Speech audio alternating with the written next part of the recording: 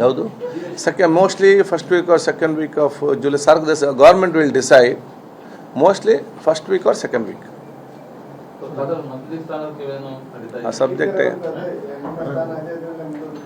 ಯಾವುದು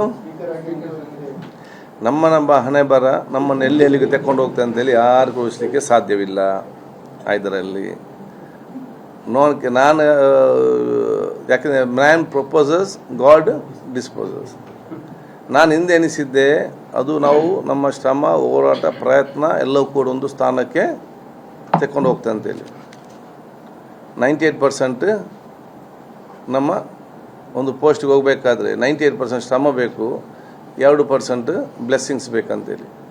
ಈಗ ಹೋಗಿ ನನಗೆ ಗೊತ್ತಾಗ್ತದೆ ಅದು 98% ಎಫರ್ಟ್ ಅಲ್ಲ, 98% ಬ್ಲೆಸ್ಸಿಂಗ್ಸ್ ಬೇಕು, 2% ಎಫರ್ಟ್ ಬೇಕಂತೇಳಿ.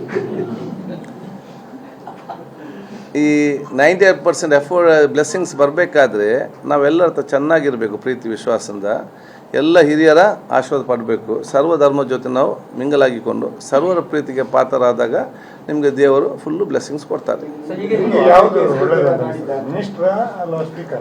ನಾನು MLA ಇಲ್ಲದಿದ್ದಾಗ ನನಗೆ MLA ಇಲ್ಲದಿದ್ದಂತ ಖುಷಿಯಲ್ಲಿದ್ದೆ. ನಾನು MLA ಆದಾಗ ನನಗೆ MLA ಅಂತ ನಾನು ಸಮಾಧಾನ ಖುಷಿಯಲ್ಲಿದ್ದೆ.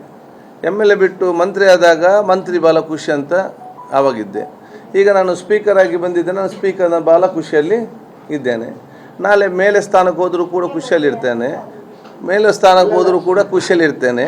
ನಾಳೆ ನಾನು ಮಾಜಿ ಆದರೂ ಕೂಡ ಇದಕ್ಕಿಂತ ಖುಷಿಯಲ್ಲಿ ನಾನು ಇರ್ತೇನೆ, ಸಂತೋಷದಿಂದ ಇರ್ತೇನೆ.